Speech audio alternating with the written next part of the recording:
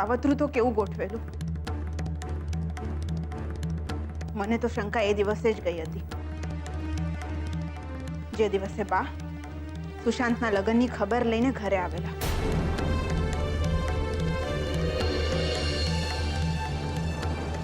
અરે રગલા, એ રાઘવ, રાહુલ, ક્યાં ઊંચી ઘોડા સે આ ગોરિયો આ પડતા જ નથી. એ રાઘવ,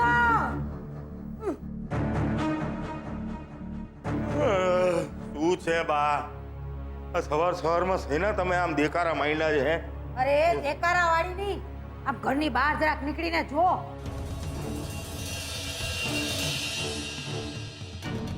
કેટલો હાહાકાર થઈ રહ્યો છે.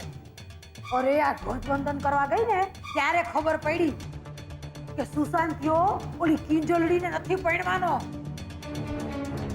પણ કિંજલડી જેને પસંદ કરે ને એની હારે હાર તોરા કરવાનો છે. આ ક્યારે બન્યું? અરે જ્યારથી મોહનની દુકાન હાલતી થઈ ગઈ ને ત્યારથી.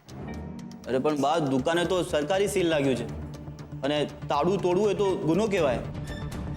અરે બાપા, તું ગુનાનું તો નામ જ ન લેતો મારા બાપ. અરે ઓલા શું કહેવાય, ઓલા ઇન્કમ ટેક્સ વાળા, અરે ઈ જે ધાડ પાડવા આવ્યા હતા ને ઈ જ હારીના ધાડ પાડવું હતા. હે બા, એટલે મોટા ભાઈના વીસીના પૈસા પાછા ગયા? હવે તું એના 3 લાખની મૂકને પંચાયત મારી માં. ઓલા માસુકે તો 1 કરોડનું નાઈ નાખ્યું બિચારાએ. એની ચિંતા કર ને. અરે કેવો રાતા પાણીએ રોતો હશે કા. બા, આ માસુકભાઈ કઈ રાતા પાણીએ રડે એમાં નથી. તમને સાચે કહો ને તો આ વાતની ગંધ મને પહેલેથી આવી ગઈ. એટલે મેં માસુકભાઈને વાડીને પૂછ્યું હતું, પણ પગનું નામ મરી પાડે તો એ માસુક સંગી છે ને. ભલે ને ઈ મગનું નામ મઠ પાડતા, આપણા બાપને કેટલા ટકા. બાકી મને ચિંતા તો ઓલી સુશાંતિયા વાળી વાત છે ને એની છે. માળો હાળો અહીંયા આવીને કિંજલડીને આજ પડ્યું કાલ પડ્યું એમ કરતો હતો, અને હવે કિંજલડી કે એને પડ્યું કરતો થઈ ગયો છે. બોલો બા, એવું હોય તો હું સુશાંતને ફોન કરી લઉં. અરે ભાઈ સાહેબ, તારે જે કરવું હોય ને એ તું કર, પણ હું તો અહીંયા અમેરિકાનું રડવા આવી હતી.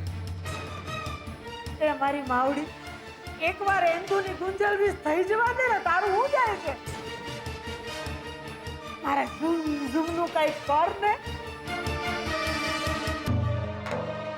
આ વખતે છે ને જો થઈ ગયું ને તો હું 1, 11, 21 નહીં, પૂરા 125 નાળિયેર ધરાવીશ. પણ માવડી, તને અહીંયા ભારતમાં પહોંચી જાય ને અમેરિકા જઈને ધરાવું તો.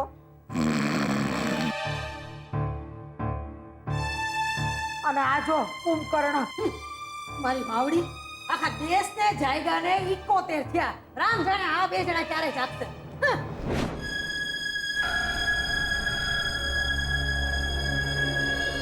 નિત્યાના મા બાપનો એક્સિડન્ટ થઈ ગયો હતો, એટલે કન્યાદાન મારે અને રાહુલના પપ્પાએ આપવાનું હતું.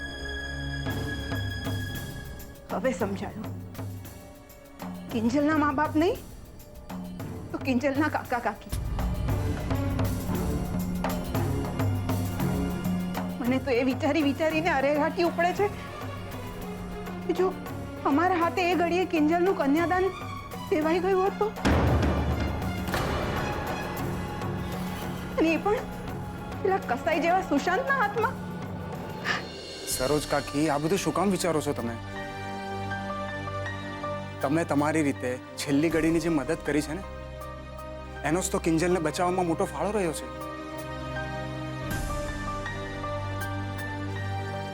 પાડો તો સમજ્યા રૂપેશ કુમાર, પણ એ ઘાતકીના હાથમાંથી આપણી દીકરી બચી ગઈ ને એ જ બહુ છે.